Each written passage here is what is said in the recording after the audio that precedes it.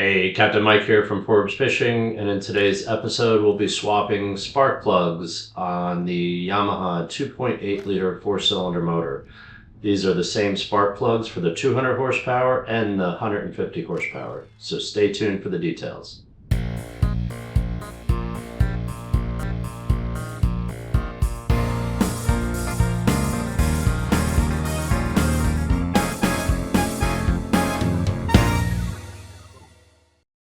All right, to replace your spark plugs, the tools are very basic. This is a 10 millimeter socket with an extension and a ratchet. And you're going to need these to take off the coil packs. This is a 5/8 spark plug socket. And for these outboards, the spark plug's kind of buried down in a cavity. So I really like the ones with the rubber grommet inside that kind of hold on to the spark plug.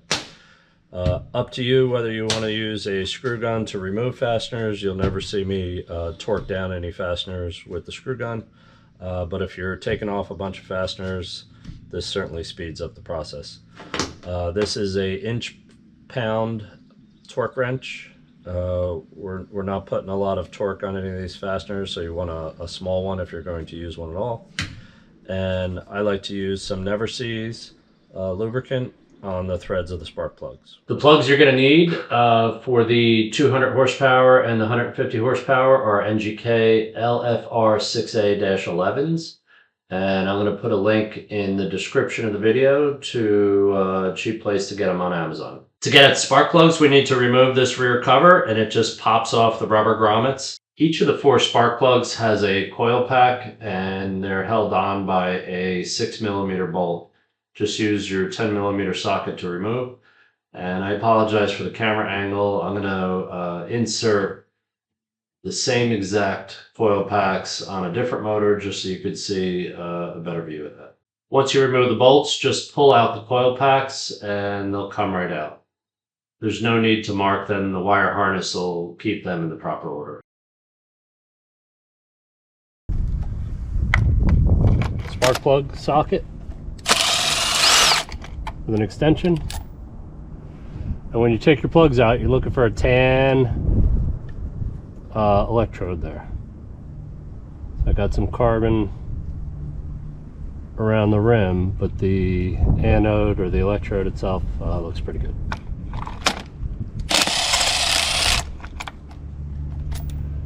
You too, nice and tan.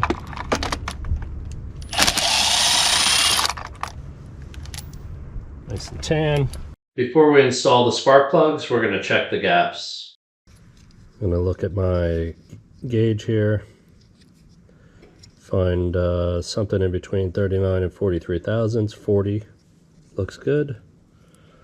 And let's see if I can make sure you could see this. I have a little bit of resistance, which is what I'm looking for. It's not sloppy. Here, I'll get something real small. You can see here, this is pretty sloppy. That's not what we're looking for.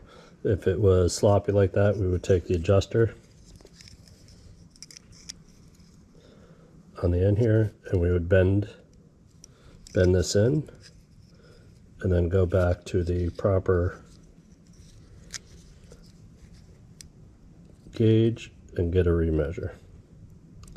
Alright, so that's good. I like that. Before we start putting the spark plugs in, I'm going to check the manual, and I could see that they want 20.7 foot-pounds of torque on the spark plugs. That is 248.4 inch-pounds on my torque wrench. So I'll get that set, and then we're going to put a little bit of anti-seize on the threads of the plugs. And Pete, my buddy Pete, is doing that off camera, so I'm going to show a little inset of me doing it on another set of spark plugs. All right, I'm going to start all these by hand, and I am using the spark plug socket and the extension, but I took the rubber grommet out, and I do that because the socket will want to get stuck into the valve cover if you leave that rubber grommet in when you're installing the spark plugs. Using my torque wrench to get to the required 20.7 foot-pounds of torque. And once we tighten all those down, we'll go back and push on the oil packs, and we'll tighten those 6 millimeter bolts down to 5.2 foot-pounds of torque. And then you're done. Spark plug installation is complete. I hope you enjoyed this video. If so, please hit the like button. Consider subscribing to my channel. Thank you, and tight lines.